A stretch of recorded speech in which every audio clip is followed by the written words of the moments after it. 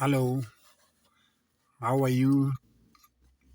We are very glad to have you here on this broadcast. And today we are talking about a topic maybe most people in Kampala are so familiar with, the topic of bodabodas.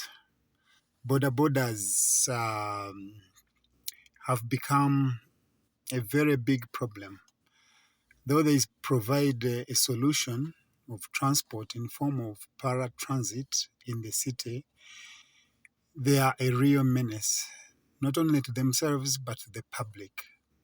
The bodabodas um, are engaged or involved in so many road accidents on a daily basis.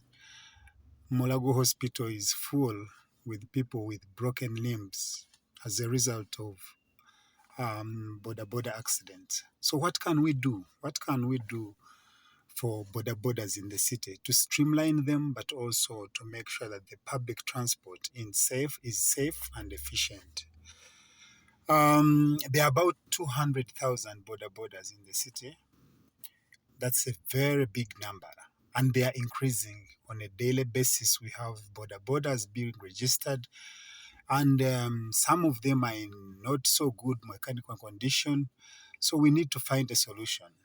KCCA has been trying, but it seems that there's a big price to pay to deal with bodabodas. The issue has become political. The issue is very difficult to deal with. So we must, as a public, find a solution together with the policymakers in the country. Now, they are popular. We need to know, why are bodabodas popular? Why are bodabodas popular? The reason why bodabodas are popular is because they are time saving.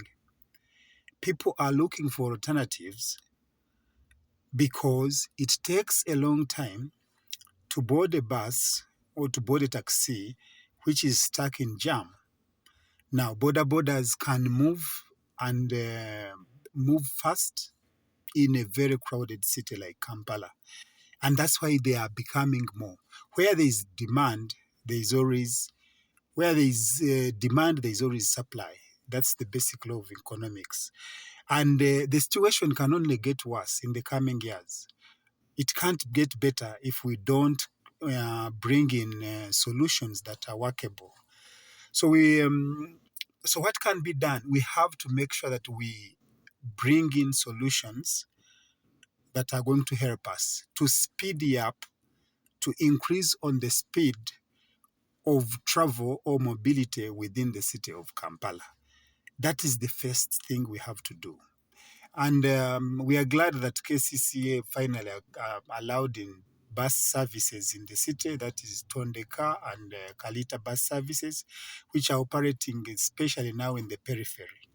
Now, the next thing is that we have to remove the bodabodas from the city so that there is less congestion within the city.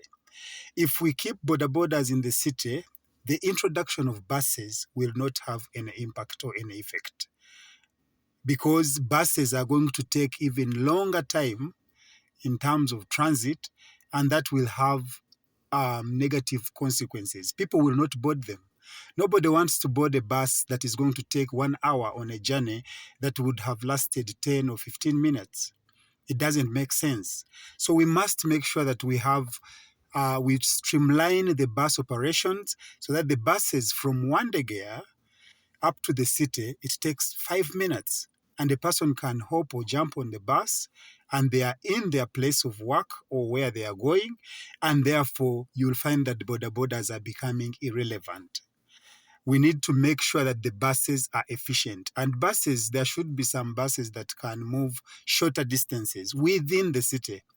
Where the bodabodas have been operating, the buses can easily take over. So what can we do about bodabodas? I think bodabodas for the time being need to be relocated out of the city center. The city is congested with buses and taxis, and they carry very few people. They are congesting the city, and they don't go with the rules. They don't respect traffic rules, and etc. So we must remove them from the city center and relocate them to the outside center. Even those outside areas of the city, with time, we have to make sure that we again relocate them. But for the time being, the CBD should be a no-go zone for bodabodas. I know it's very difficult to implement because of political connotations, because they provide employment, but this is the price we have to pay. We must make sure that the city is efficient.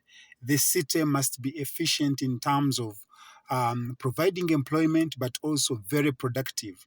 And a productive city is a city that takes care of the transport system, making the transport system efficient. I thank you for listening, and I look forward to having you next time. See you then.